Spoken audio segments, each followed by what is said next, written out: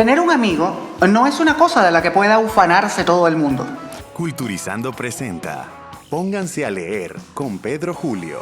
Hola gente, esto es Pónganse a leer con Pedro Julio, un espacio de divulgación de la lectura en el que semana tras semana nos reunimos todos por aquí para hacer apología de ese vicio que nos une y nos consume, la lectura. Esta frase que he referido al inicio es del gran Antoine de Saint-Exupéry, el célebre autor del Principito, del que hablamos en el episodio 6. Por si no lo recuerdan y si aún no lo han escuchado, por favor vayan corriendo y dense banquete con eso. Pero el día de hoy no vamos a hablar de este hombre luminoso.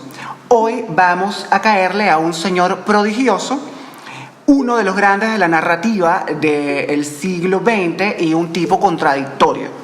El día de hoy vamos a hablar de Truman Capote.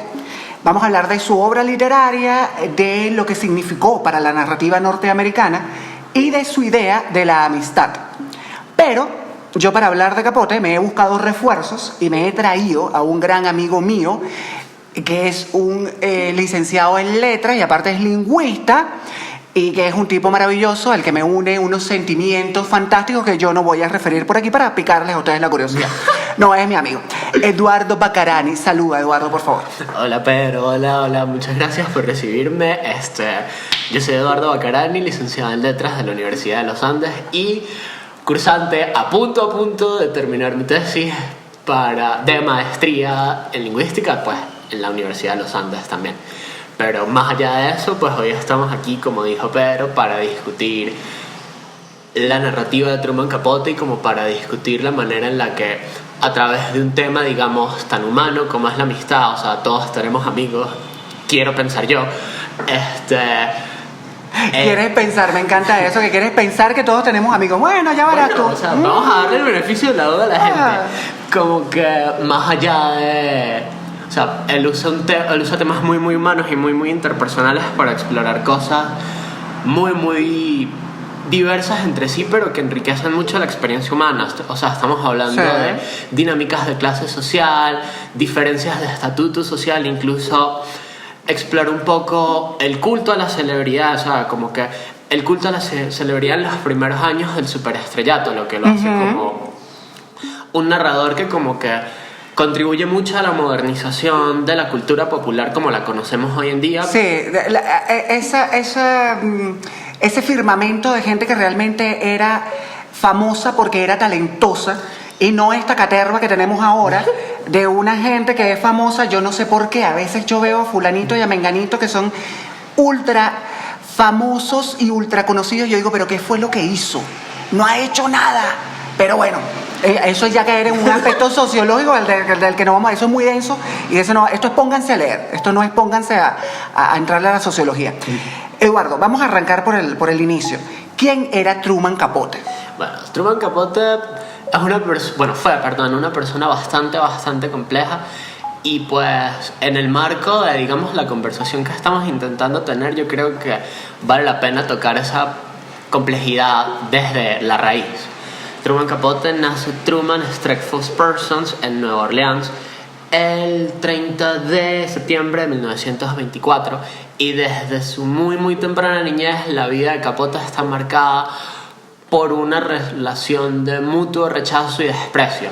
Desde su niñez como que Capote experimenta sentimientos muy fuertes de rechazo como hacia la vida rural y hacia lo rudimentario de su entorno inmediato, y de hecho como que se le recuerda como un niño muy aislado y de muy pocos amigos, siendo, digamos, su amistad como más duradera la amistad con la autora estadounidense Harper Lee, de quien podemos hablar como que más.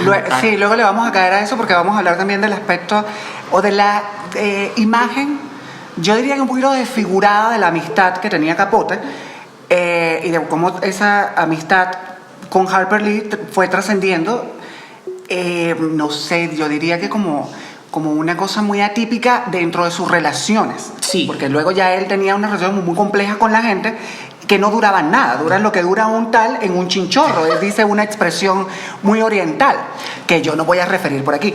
A ver, Capote nació en Luisiana, en un estado rural total de los Estados Unidos. Que si es rural ahora, imagínate cómo sería en los años 20. Exacto, y como que Desde muy muy temprana edad Capote fue de estos niños que no solamente eran muy intelectuales, sino también como muy delicados y como que muy enfermizos. Y pues digamos que era una cultura rural en la que la masculinidad y el valor de los hombres estaba tan inherentemente conectado a su capacidad de producir, pues eso evidentemente causaría un estigma en la percepción que la gente en sus círculos más directos tenía de él. Y pues digamos que este rechazo que él vive no solamente lo empuja a rechazar su realidad inmediata, sino que también lo empuja a la escritura. Y como digamos que ese interés por la escritura también como que va cambiando su camino profesional, por decirlo de alguna manera, y es lo que lo lleva a él a interesarse como no solamente en la escritura, sino en el periodismo, y lo que lo lleva a él a terminar estudiando en el St. John's Academy en Nueva York, que es como que casualmente lo que lo conecta a su primer trabajo, que es un trabajo, o sea, de bastante estatus, es un trabajo en The New Yorker. Nada más y nada menos. Sí, de lo que daríamos nosotros por trabajar ahí. Que curiosamente como que él recuerda con cierto desdén, y es un desdén que él va como a cargar con todo lo que él hace, digamos, durante el resto de su vida, porque básicamente él describe su trabajo en The New Yorker como un trabajo de pasante en el que tenía que recortar artículos de periódico y seleccionar tiras cómicas. Ay, este hombre iba para el cielo y iba llorando. O sea, iba para el cielo y iba llorando, qué cosa tan espantosa. El trabajo soñado de cualquiera, y para él era una cosa, lo veía con desdén. Sí, bueno. Qué espanto. Esto me recuerda mucho a una novela, a la historia, digamos, salvando las distancias, de un escritor francés que se llama Edouard Louis, pero que su nombre no es Edouard Louis. Edouard Louis es el nombre que él ha adquirido luego, porque él se llama realmente Eddie Vegele, no sé qué caramba, perdónenme ustedes, yo no sé pronunciarlo. Tiene un libro que se llama Para acabar con Eddie Vele, no sé qué carambas. Ustedes lo buscarán, Edouard Louis. Y es un poquito esto. Él es de la campiña francesa. Se siente que no encaja ahí, pero no encaja bajo ningún concepto. O sea, su personalidad, sus intereses, lo que quiere hacer en la vida no le permite encajar ni siquiera en su familia. Empieza a renegar hasta de la mamá y termina yéndose a París, estudia en París y saca este libro que es maravilloso y se convierte en un escritor ultra reconocido en la escena literaria contemporánea de Francia. Y es un tipo fantástico, ¿no? Es un chamo, debe tener como la edad de nosotros. Y esto que estás contando de Capote es más o menos por ahí esto. Es un tema de renegar del origen, pero luego ya tampoco te sientes tan cómodo con el punto en el que estás.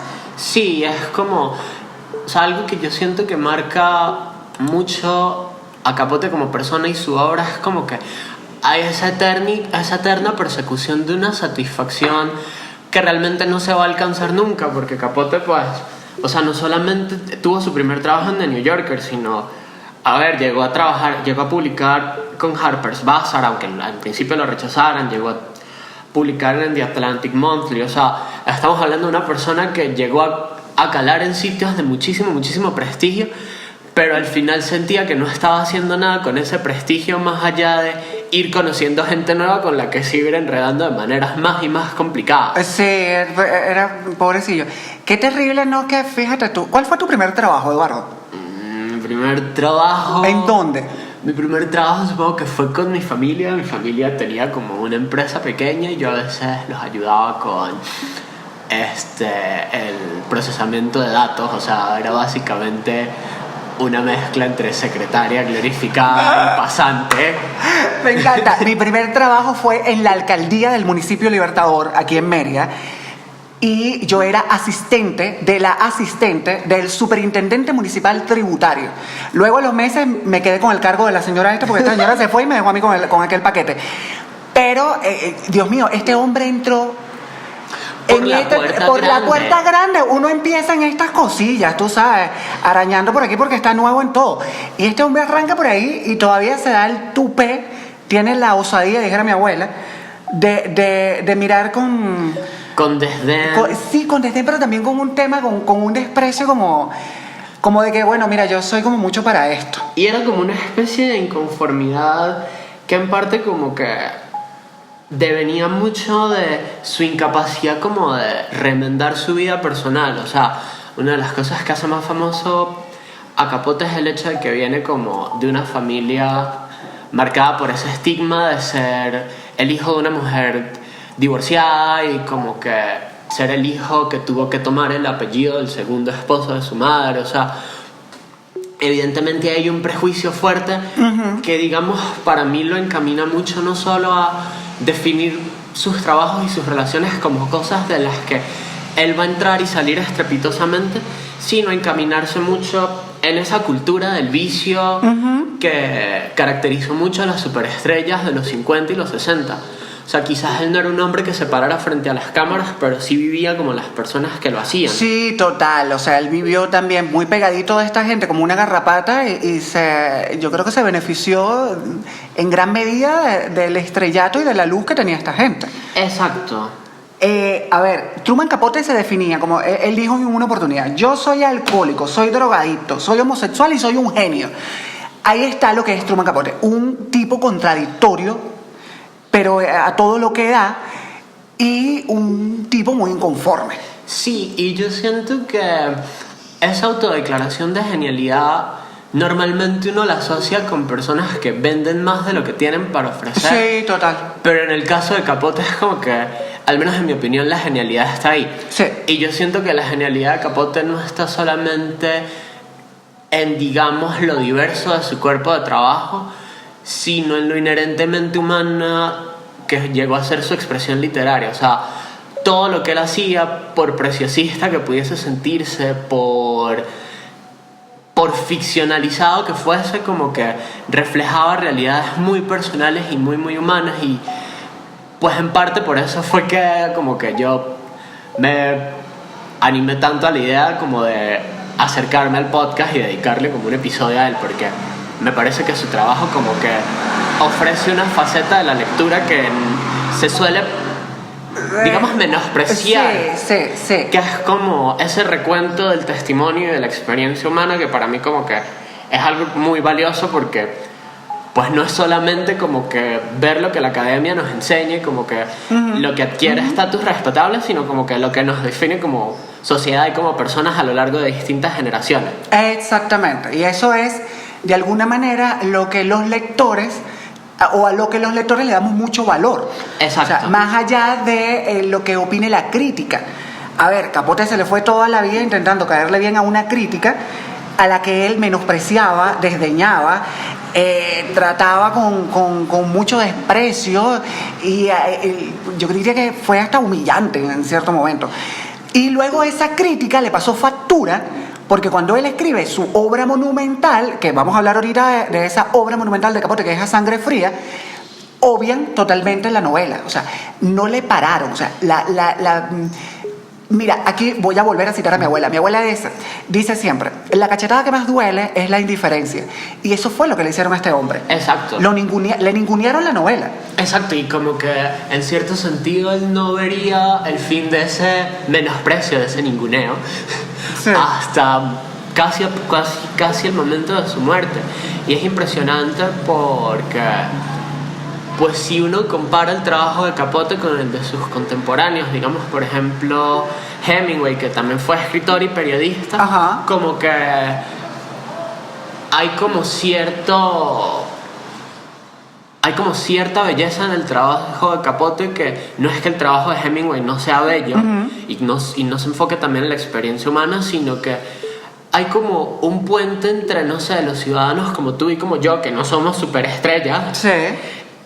Y pues esas figuras tan míticas, en especial en ese momento en el que la celebridad tenía un misticismo muchísimo más grande, porque pues no había redes sociales, sí, la televisión era menos invasiva. Sí, total. Había un misterio, un deje de misterio ahí precioso, que ahora hay una cosa horrenda, que es como una sobreexposición de todo el mundo y de la vida privada de todo el mundo, que les quita precisamente eso. Exacto. Ese velo. Y pues hay como una discusión valiosa para mí en esto, porque si uno se pone a pensar, Capote como que se coló entre las filas de estas personas de tan alto estatus y como que se hizo su amigo, pero con el paso del tiempo, digamos que vendería las biografías y los secretos de esas personas. Ay, sí, qué horrible. Y pues no sé, o sea, yo pienso que vale la pena como acercarse a su obra desde el tema de la amistad, precisamente porque no es esta amistad tan virtuosa y tan glorificable, sino una amistad que tiene sus altas y sus bajas, tanto a nivel personal del autor como desde lo que él representa a través de su ficción. Pero a ver, de alguna forma yo siento que Capote vendía humo. Y esa frase, tú me la has escuchado 1000 veces porque yo la digo mucho. Vender humo. A ver, tú no te acercas a alguien para que alguien te eche un cuento privado y te cuente sus confidencias de entrada, manifestándole a esa gente la facilidad con que puedes traicionar esa confianza. O sea, les vendía humo. ¿Tú te imaginas que yo revele todo lo que tú me has contado? O peor aún, que tú reveles lo que yo te he contado, que es aún más rocambolesco y más grave y que puede traer consecuencias nefastas para todos, no solamente para mí. Sí, eso. O sea, sería terrible. Pero este señor llegaba a un punto de confianza con esta gente que luego, o sea, tenía acceso a su vida, a la vida privada, a lo más íntimo de Marilyn Monroe, por ejemplo. Y luego ya salía a echar el cuento de las cosas horrendas de la pobre Marilyn Monroe. Sí. Y, a ver, en contraposición, vemos cómo él logró mantener, o sea, estas relaciones que yo no sé, yo no llamaría eso amistad. Yo lo llamaría como relaciones de conveniencia, circunstanciales. Sí, yo pienso que era una especie de camaradería circunstancial. Ajá. Porque quizás eran como relaciones entre personas. O sea, yo no sé si tú has escuchado este refrán mal parafraseado de que nada une más a dos personas que un enemigo en común. Sí. Entonces quizás si eran personas bajo un mismo hartazgo, bajo relaciones desfavorables con la misma persona, pues generaban cierta camaradería en torno a la idea de, pues esta persona sabe por lo que yo estoy pasando y como que tiene el mismo estilo de vida que yo, ¿quién mejor para entender mi desgracia que alguien que también la vive? Pero luego él logra superar todos estos preconceptos que yo siento que él tenía. Ajá. Por la misma circunstancia personal, por sus orígenes, por lo que le había tocado vivir y soportar y tolerar con Harper Lee. Ajá. Y Harper Lee es otra grande de las letras norteamericanas que escribe uno de los textos más monumentales, yo creo que de la historia de la literatura, que es Matar a un ruiseñor, que es un libro como muy influyente en mucha gente a partir del momento en el que fue publicado. Y él logra, o sea, esa amistad, o la relación entre ellos trascendió. Exacto. ¿Por qué crees tú que trascendió, Eduardo? Yo creo que trascendió por el hecho de que, indiferentemente de las posturas y valores distintos que ellos tuviesen, pues había un entendimiento muy mutuo del valor de la palabra y el valor de la obra literaria. Y pues yo creo que sí es verdad que esa amistad como que, digamos, se estrelló, y se estrelló principalmente por la envidia que Capote sentía por Harper Lee, pues yo siento que es muy difícil como desentenderse o hacer a un lado la afinidad intelectual y el respeto que uno pueda sentir hacia la intelectualidad de alguien, y probablemente eso era lo que les pasaba a los dos. Sí. Aunque quizás él no llegara a alcanzar el estatus y los niveles sí, o los logros que ella alcanzó, porque pues él siempre resintió el hecho de que ella tuvo un Pulitzer y él no. Qué cosa tan terrible, pobrecillo. Pues igual como que él nunca, al menos públicamente, desacreditó la obra de Harper Lee. Bueno, también Harper Lee escribió, o sea, digamos, durante muchos años lo único que tuvimos de ella fue Matar a un ruiseñor, hasta que al final de su vida saca otro libro. Ajá. Que yo no lo he leído, ahí me da culpa, yo tengo que reconocerlo, eso no lo he leído. En cambio, Capote estuvo produciendo toda su carrera, o sea, fue muy constante, realmente fue un tipo muy prolífico en su obra, o sea, y además que se lo trabajaba. Sí, no sé, yo también, o sea, no es como por perpetuar ciertas, como no sé, ciertas místicas en torno al hacer artístico, pero si los dos eran escritores muy solitarios y los dos fueron como el refugio intelectual y el acompañante del otro durante esa fase de documentación tan exhaustiva de las dos obras, como que pues probablemente quedó un respeto mutuo, así no hubiese una amistad. Sí. Y pues yo creo que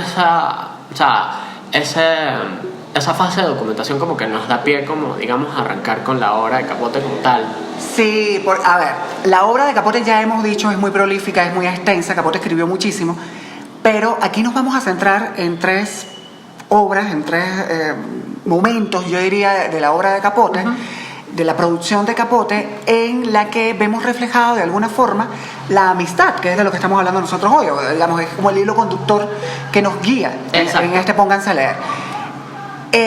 Son Desayuno en Tiffany, la obra cumbre de Capote, A Sangre Fría, y luego un libro que a mí me parece fantástico, que es Música para Camaleones.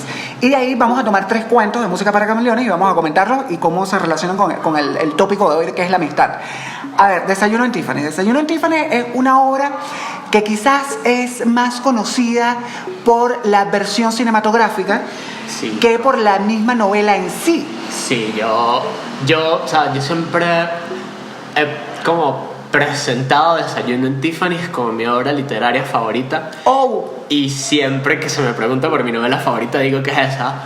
Y pues yo tengo como un apego personal muy muy fuerte por la novela, y como que ese apego me generó a mí un rechazo muy fuerte por la versión cinematográfica. ¿Por la película? ¿En serio? Sí. Mi acercamiento a la obra fue a través de la película. Yo primero vi la película, porque a mí en una época de mi vida, en la adolescencia, me subyugaba Audrey Hepburn, y luego leí la novela y dije, hey, esta no es Holly, esta que yo vi allá no es Holly. Exacto. Y mi problema con Desayuno en Tiffany, antes de pasar a discutir la obra a profundidad, como que es que yo siento que en cierto sentido es como una versión sanitizada de una amistad muy turbia. Sí. Y me parece como un intento de... No sé si esto sea una palabra de verdad, pero... Aquí inventamos palabras. Me sirve para el propósito. Una especie de heterosexualización de una figura que evidentemente era Truman Capote. Sí. O sea, porque yo siento que el cine se encargó de vender el romance de Audrey Hepburn y nunca me acuerdo cómo se llama el autor, Blake Edwards, como uno de los grandes romances de Hollywood. Y si uno va a la novela no hay ni semblanza de un romance. Y eso como que a mí me trastoca un poco, porque aparte es como que si uno sobrepone Desayuno en Tiffany con las circunstancias de la vida real de Capote, evidentemente hay una autoproyección y... Total. Y es como un poco... O sea, para mí es un poco chocante precisamente por el apego que yo tengo con la novela. A ver, yo siento que la película... Sucede algo con la película, que es que la película lo cursiliza todo. Claro. La película es supremamente cursi. Claro, y la película es preciosa.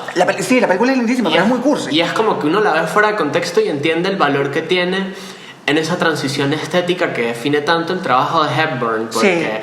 pues digamos que Hepburn como actriz también contribuyó mucho a el nacimiento de una figura en pantalla grande distinta al sex symbol. Entonces, total. Es como que digamos que Audrey Hepburn y particularmente Desayuno en Tiffany's contribuyó mucho a ese proceso en el que el cine adquiere cierta elegancia. Sí, totalmente, es muy refinada. Exacto. Es muy refinada, pero yo, fíjate, hay una cosa que a mí no sé, que quiero como traer aquí.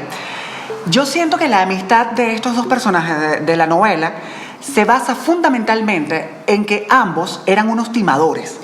Sí. O sea, yo creo que el hecho que les une es que eran unos timadores. Sí, o sea, es muy interesante porque ese edificio está lleno de gente cuya vida es un despropósito total. Ay, sí, qué horrible. O sea, yo siento que el de la vida menos turbia es probablemente el escritor, que pasa toda la novela sin un nombre, pero igual el tipo no está haciendo nada con su vida más allá de pasear y emborracharse y meterse en la vida de los demás. Sí.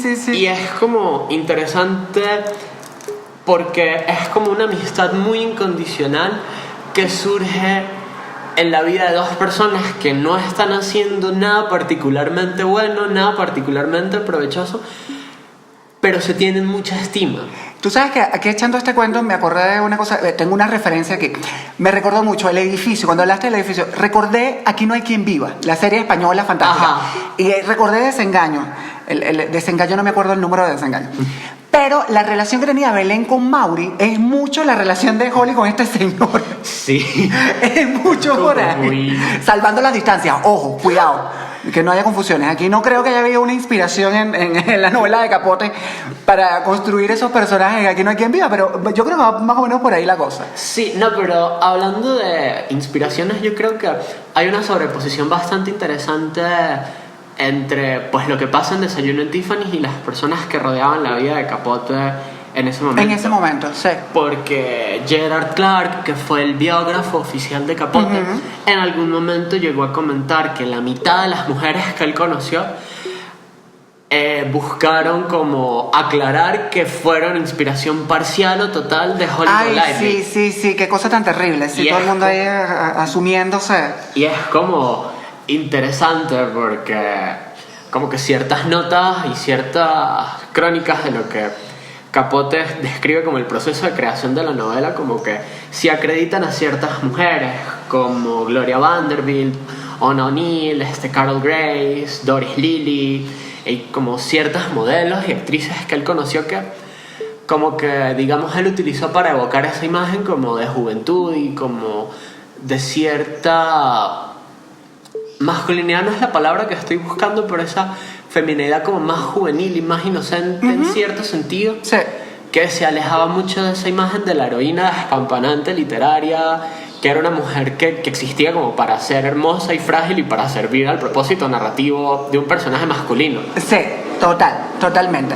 Ahora, vamos a entrar en una obra sórdida, compleja, inquietante, que a mí me generó mucha ansiedad cuando la iba leyendo. Yo leí esto en la adolescencia. Yo también. A sangre fría, ¿en serio? Sí, yo ¿Qué, también. ¿Cuántos años tendría? Yo tendría como 16, Yo 17. tenía 16, 17 años. Por ahí, ay, mira Y que nos unen tantas cosas. Mi mamá me regaló una copia de A Sangre Fría, pero mi historia con A Sangre Fría en particular es muy graciosa porque yo leí que 3/4 de la novela en 2 sentadas, o sea, en 3 días ya iba como por el 70% de la novela. Wow. Y mi mamá me ve leyendo y me pregunta, ay, ya pasó tal cosa, no voy a decir qué cosa, porque es lo que pasa Ok, al final ajá. del libro. Y yo así como que, no mamá, yo no sabía que eso era lo que pasaba. Ay, qué terrible, te hizo un spoiler horrendo, qué espanto. Pero bueno, yo como que digamos que no le guardo así como mucho rencor a mi mamá, porque bueno, para empezar mi mamá fue la persona que me enseñó a mí a leer y a escribir, entonces... bueno, Me encanta. Allá va. A ver, A Sangre Fría se refiere a un acontecimiento, yo creo que, no sé yo cómo definirlo, un acontecimiento muy mediático, sí, pero muy impresionante también para la sociedad norteamericana. Unos adolescentes se meten en una casa de noche y matan a una familia. sí, pero la muerte es súper, súper escabrosa, o sea... Horrible. ¿Por qué? O sea, estos muchachitos tenían un rollo ahí de control de ira y de todo. Eran unos delincuentes juveniles. Estos muchachos van presos y sucede un juicio en el que toda la atención estaba puesta ahí por lo particularmente sangriento, cruel y desproporcionada violencia que se vertió en ese asesinato. Y Truman Capote dice, oye, mira, aquí hay algo bueno Sí, y a esto le voy a caer yo. Y se va para allá, para donde están presos, y empieza una relación tórrida con uno de ellos para sacar la información, para escribir un reportaje. la cosa con A Sangre Fría también es que Capote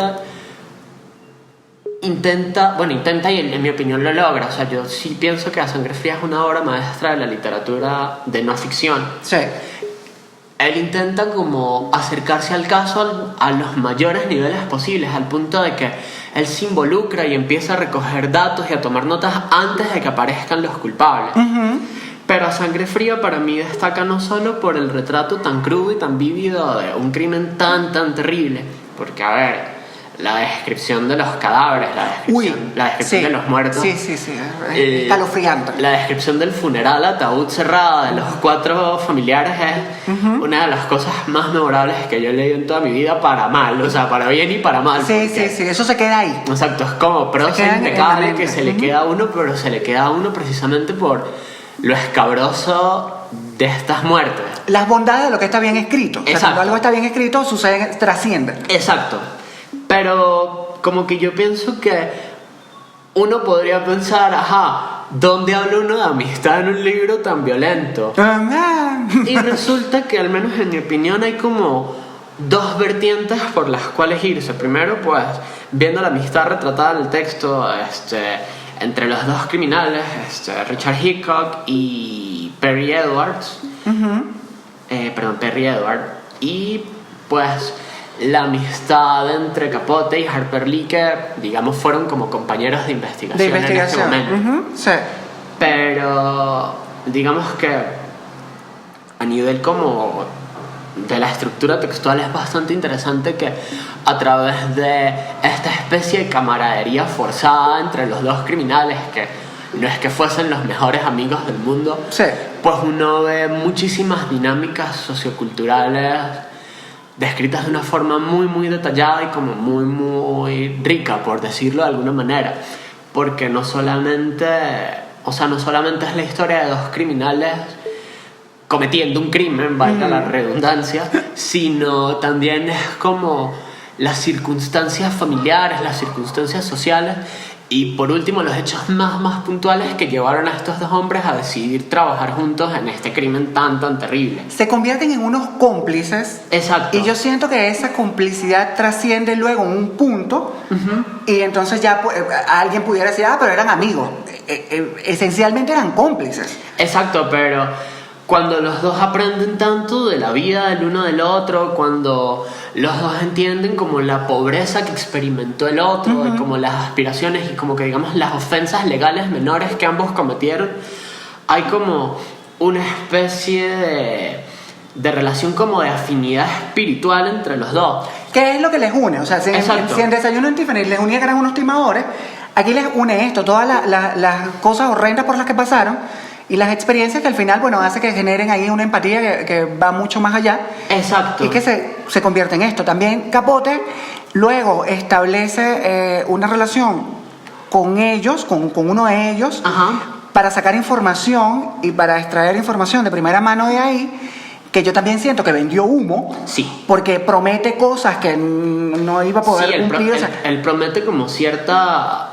Él básicamente los pone en esta medio situación del dilema del prisionero, de ofrecerles como ciertas recompensas o ciertas, no sé cuál es el término legal para una reducción de condena. Sí, reducción de condena. Sí, reducción de condena. Y al final como que no les da nada lo que les promete. Porque tampoco estaba en sus manos. Exacto. O sea, realmente los engaña. Sí, es como, de nuevo se ve como esa tendencia en las relaciones humanas de Capote, como de no conectarse del todo, sino como de acercarse mucho a una persona con un fin en específico. Exactamente. Mira, yo recuerdo cuando yo estudiaba filosofía en el seminario Santa Rosa, que vimos cuando hablamos de el fin y el medio. Ajá. Y yo siento que Capote veía a la gente, veía a todo el mundo como un medio. Exacto. Un medio para alcanzar un fin. O sea, yo quiero escribir de esto, este es mi medio, pues me valgo del medio. Exacto. Y echo mano de todas las artimañas y las herramientas que tengo para hacer que este medio sea productivo, me dé rédito y luego ya yo llegaré a mi fin. Pero en ese proceso se lleva a esta pobre gente. Sí, se lleva por delante a quien necesita. Sí, y es un tema como que no tenía muchos escrúpulos, ¿no? Era un poco inescrupuloso. De hecho, si uno quisiese, así como hicimos con Desayuno en Tiffany, establecer como una conexión o un paralelismo entre los personajes de la obra y los agentes, digamos, reales involucrados en la escritura de la obra, pues uno podría pensar no solamente en Harper Lee, sino en los testimonios que quedan de la gente que se relacionó con ellos durante la recolección de estas notas. Porque pues Capote y Lee viajan a Kansas juntos, sí, pero los lugareños recuerdan con cariño a Harper Lee y los lugareños recuerdan del grado de involucramiento. Creo que eso no es una palabra de verdad. Sí, no, yo tampoco creo, no sé. Sí, no en sé. inglés es involvement, okay, pero el vínculo que logró ella con ellos, sí. Ellos sí sintieron un interés y un vínculo por parte de Lee, mientras que muchos recuentos como que sitúan a Capote como el escritor encerrado que estaba en un cuarto de hotel organizando notas que en su mayoría recogió Lee. Sí. Entonces es como que la gente la recuerda a ella, pero por no su interés personal en la historia. Porque crea un vínculo con la gente y al final uno lo que se lleva son los vínculos. Exacto, y es como que hay como cierta especulación de si las notas más personales de la familia y de los conocidos de la familia antes de que ellos mueran fueron tomadas por ella o especulación de él. De él, ajá, sí, totalmente.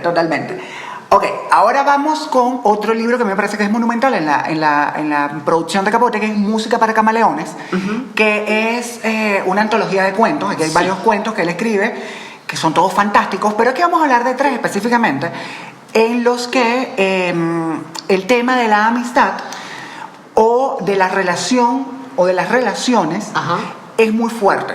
Sí. Pero Música para Camaleones es como autodescrita por Capote como una serie de relatos documentales. Entonces tienen como... O sea, yo los describiría como ficcionalizaciones de cosas que le pasaron a Capote. O sea, todas son historias de fiestas o de convivencias personales. Y pues, en mi opinión, en torno al tema de la amistad, hay 3 cuentos como muy... que se destacan. Sí, en parte porque dan como... ¿Cómo lo digo? Como un recuento muy diverso de cómo se aproxima de las relaciones según la naturaleza de las mismas. Estos 3 cuentos son Una hermosa criatura, A Beautiful Child en inglés, Un día de trabajo, A Day's Work y Vueltas nocturnas o Cómo practican la sexualidad los gemelos siameses, que en inglés se llama nada más Nocturnal Turnings. Me encanta porque Eduardo pronuncia bien el inglés porque él habla inglés. Yo soy una persona horrenda y lo pronuncio muy mal. Y bueno, Una hermosa criatura, que es el primero de esta tríada de relatos, habla de una tarde que pasa Capote con Marilyn Monroe en abril de 1955, luego de que los dos atienden al mismo funeral en la ciudad de Nueva York.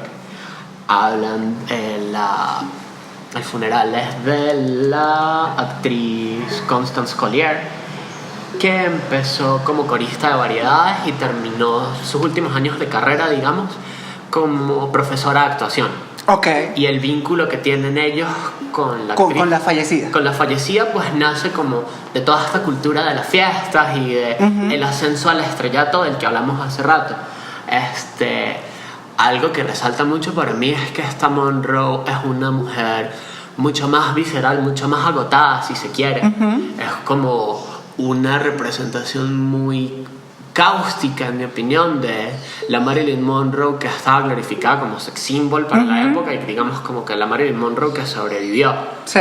Que es como esta mujer súper glorificada como una mujer cabeza hueca y bella que... Sí, pobrecilla, pasó a la historia por un personaje. Exacto, que no era ella. Por un personaje y por una proyección que hicieron hombres en torno a ella. Sí. Entonces, aunque en principio uno podría pensar que esta es una narración explotadora y amarillista, como que la manera de darle la vuelta para mí es que este recuento, aunque sí expone cosas que al mundo no le toca saber, como los amoríos de Marilyn Monroe con ciertos hombres o los amoríos de hombres famosos con otros hombres, también tiene un toque muy humano y como muy conmovedor para mí, porque pues él reconoce el cansancio y el dolor de Marilyn al perder a la mujer que la formó. Como que reconoce el hecho de que está frente a una mujer famosa que está tan agotada que no tuvo ni tiempo de retocarse el tinte antes de ir al funeral de su profesora de actuación. Hay un abandono. Sí, total. Hay un abandono, pero es un abandono que no se critica, sino que se entiende. Sí, exacto. Y a mí me parece que el cuento es muy conmovedor porque pues los dos tienen como un estilo de conversación como muy sagaz entre ellos, pero se nota como una especie de camaradería que surge de un entendimiento. Es como que los dos saben que no pueden tener estas conversaciones que involucran nombres tan grandes con nadie más. Y yo siento que eso le confiere muchísima sinceridad al vínculo, en especial porque como que hay momentos en los que él intenta burlarse del hecho de que ella no sea rubia natural, y ella sencillamente le responde que nadie es así de natural. Sí. Hay momentos en los que él queda maravillado por la manera en la que ella interactúa con los pocos ciudadanos de a pie que la reconocen, y el cuento cierra con un salto hacia adelante en el tiempo en el que él expresa un profundo dolor por lo temprano de la muerte de Marilyn. Ujú. Y yo siento que, a pesar de que, de nuevo, esta amistad no es una amistad ideal, por decirlo Sí. de alguna manera, como que tiene muchos roces y tiene como que una especie de barrera que ninguno de los dos sabe cómo pasar. Utilizando un término muy actual, era muy tóxica.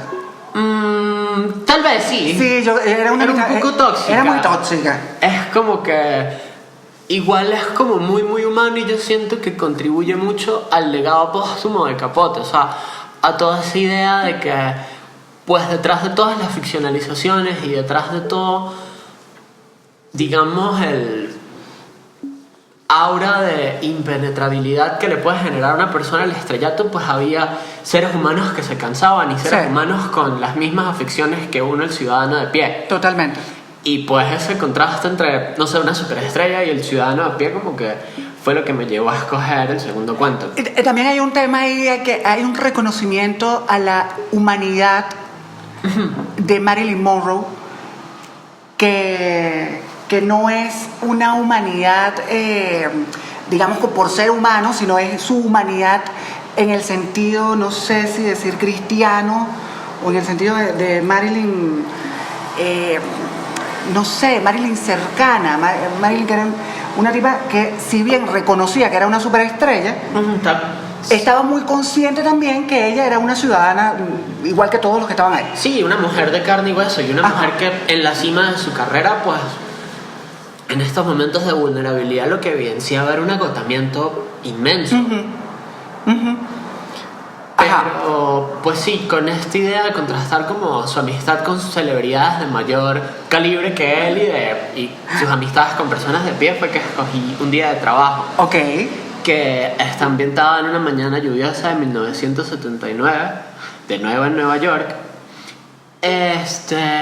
Y lo sitúa a él acompañando a su ama de llaves, Mari Sánchez, en su rutina de limpieza, en su ruta, perdón, de limpieza de casa. Me encanta ya de por sí la premisa del cuento, es una cosa fantástica. Sí, Porque imagínate, Capote, yo creo que es lo que no pensaríamos nosotros, que es el tipo que se ponía con una escoba a barrer su casa.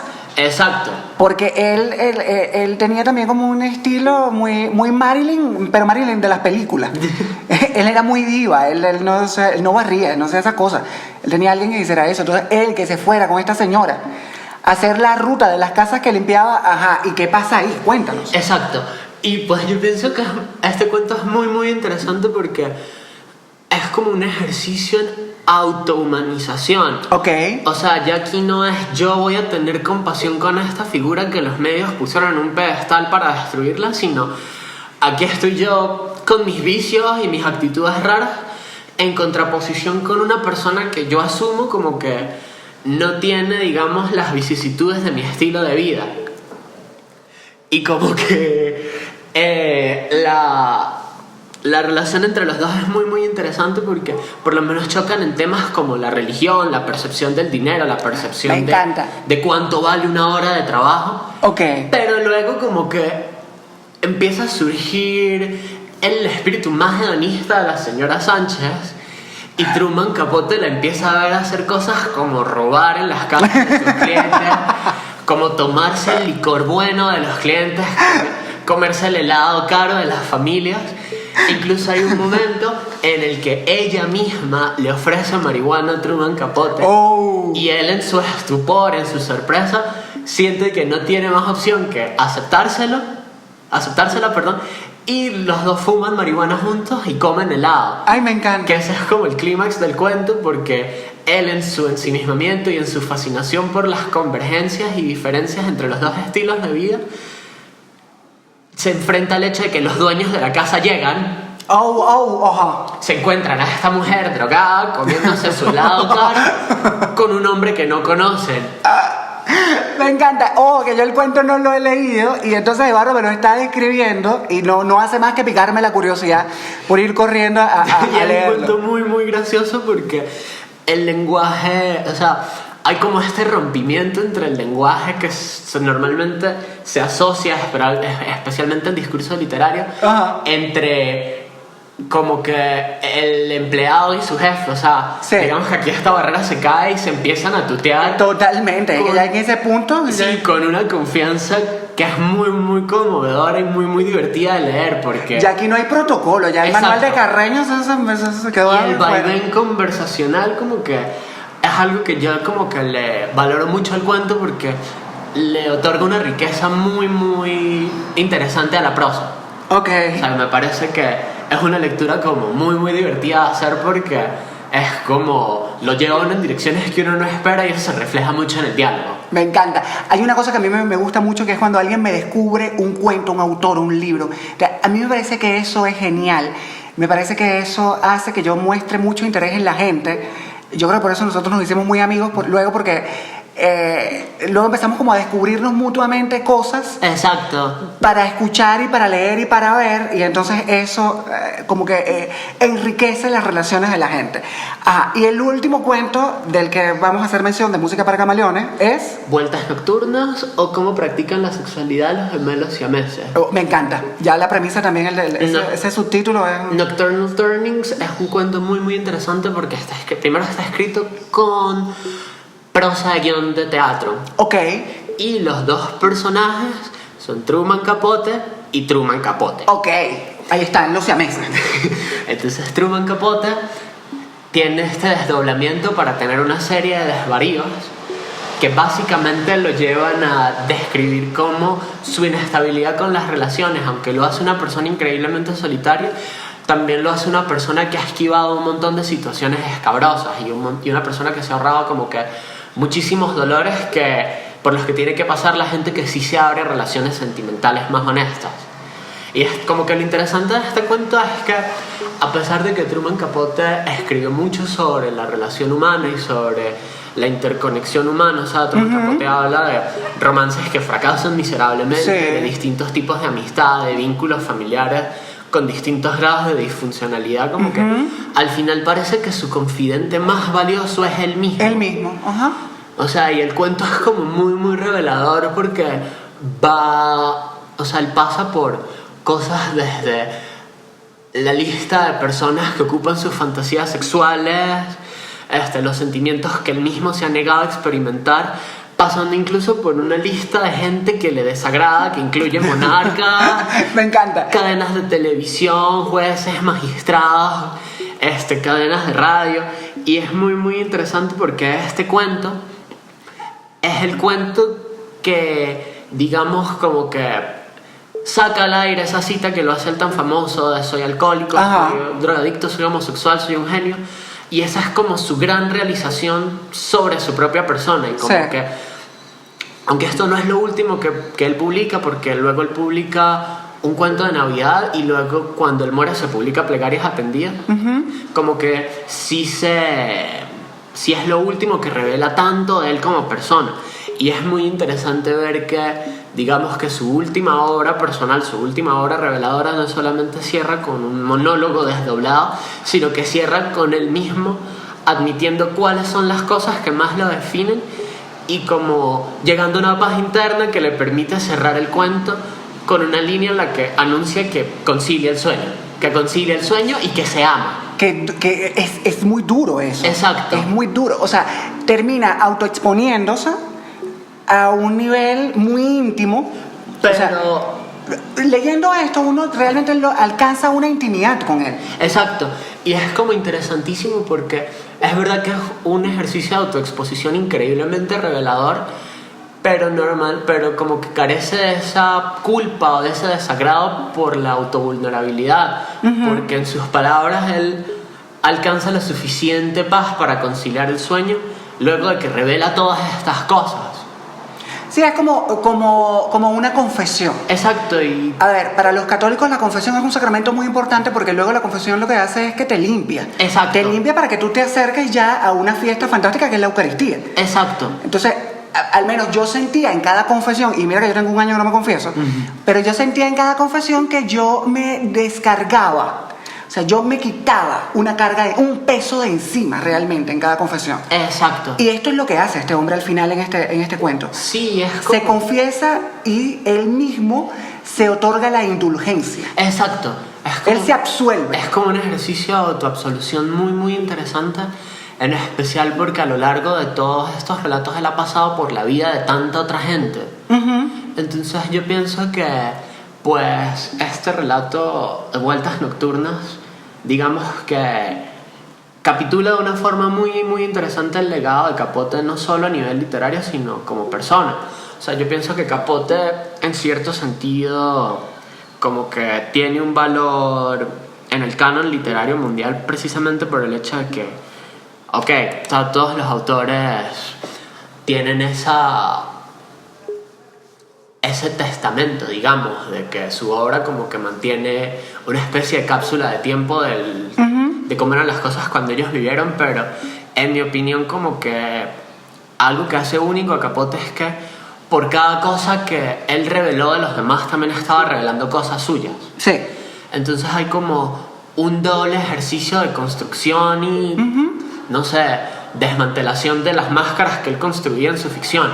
Sí. Y yo pienso que, aparte de eso, pues hay un preciosismo muy, muy moderno en su obra y, pues, yo siento que como que él indirectamente contribuyó mucho a esa era de esa elegancia como tan previa a la posmodernidad, si se quiere. Sí. Y me parece que eso como que pues lo hace a él muy, muy valioso dentro del canon literario americano. Totalmente, o sea, yo creo, sí, ahí radica la Exacto. importancia del legado de Capote. O sea, realmente Capote es importante por todas estas cosas que ha descrito Eduardo, y es importante porque es un tipo que ha trascendido y que su obra ha trascendido cuando mucha gente que escribía, cuando Capote escribía y que se ganó premios, cuando Capote andaba por ahí intentando ganarse premios. Es más, el que se ganó el Pulitzer en el año de A Sangre Fría, nadie sabe nadie lo recuerda. Exacto. Pero todos recordamos A Sangre Fría. O sea, hay un tema de la importancia de la producción de Capote que trasciende a su personalidad conflictiva y amarranavajas. Exacto. Que es el valorar lo bien escrito que está lo que hizo sobre este tipo hostil y agrio. Exacto, y sobre este hombre Pero que en el fondo también era muy, no sé, había un tema era un niño, en el fondo yo siento que era un niño desvalido. Sí, yo siento que... Y que todo esto era una forma de autodefensa. Sí, yo siento que es interesante porque pues fue una persona que se las arregló para escalar socialmente mucho sin nunca perder esa conducta como tan huraña. Sí. Entonces es interesante... Era un sobreviviente. Exacto. Capote era un sobreviviente y hacía todo por sobrevivir en un medio súper hostil. Exacto. Y en un medio particularmente hostil para pues una persona homosexual en una época tan violenta.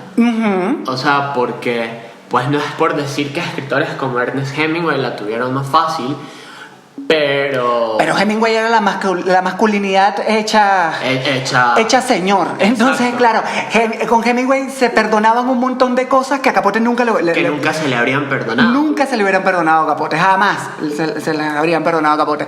Bueno, gente, mire, el tiempo es un tirano y aquí nosotros nos hemos extendido porque es muy sabroso hablar de libros y hablar de autores con gente que le gusta y gente que tiene las mismas sensaciones que tiene uno, y gente tan fantástica como Eduardo Bacarani. Entonces, Eduardo, despídete rapidín que ya nos tenemos que ir. Ay, muchísimas gracias por invitarme, en serio. Esto fue un ejercicio muy, muy interesante porque pues revisitar el trabajo de los escritores favoritos de uno siempre es delicioso, como Sí. dice la gente. Y pues en serio, muchas gracias por el espacio, muchas gracias por el tiempo. Y no sé si esta es la parte en la que uno hace como autopromo, yo qué sé. Sí, sí. Bueno, no sé, yo... Promocionate. Yo normalmente escribo sobre cosas más ñoñas y en inglés. A ver, yo estoy como Bachiblu, B-A-C-C y latina B-L-O-O en todas las redes sociales que importan. También estoy en Medium, normalmente escribo reseñas de música o adelantos o esbozos de investigación sobre medios narrativos que involucran lenguaje visual, cómics, videojuegos, lo que... Me encanta. El trabajo de Eduardo es súper interesante. Si pueden echarle un ojito a sus redes, sería fantástico. Gente, si nosotros seguimos hablando aquí nos va a agarrar el sereno, y ya saben ustedes que, insisto, el tiempo es un tirano y nosotros nos hemos extendido. De manera que esto lo vamos a dejar hasta aquí con una esperanza, la esperanza que renuevo yo todas las semanas, de haberles picado la curiosidad y que ustedes, después de escuchar este episodio monumental y epopéyico, se vayan todos corriendo a buscar la obra de Truman Capote, a buscar lo que escribió, sus artículos, sus trabajos en las revistas. Su trabajo de crónica, que su crónica que es muy buena, sí, su crónica que es muy buena. Y se den banquete, porque yo siento que esto es lo que nutre y lo que alimenta el alma. Y bueno, en aras de cerrar hablando de la amistad, yo personalmente pienso que Desayuno en Tiffany es una de esas lecturas que lo hace pensar a uno en esas amistades que le definen a uno la vida, ¿no? Sí. O sea, cuando uno está haciendo esa transición a la adultez y, en mi opinión, aunque yo tengo un sesgo terrible, pues es como el punto de partida más accesible, pero al menos a sangre fría yo pienso que es algo que todo lector que se precie tiene que Debe leer, sí. Tiene que tener como bajo. Haberle hecho un checking ahí. Exacto. Sí. Y bueno, Pedro, en serio, muchísimas gracias por el tiempo, Oh, muchísimas querido gracias por mío. invitarme.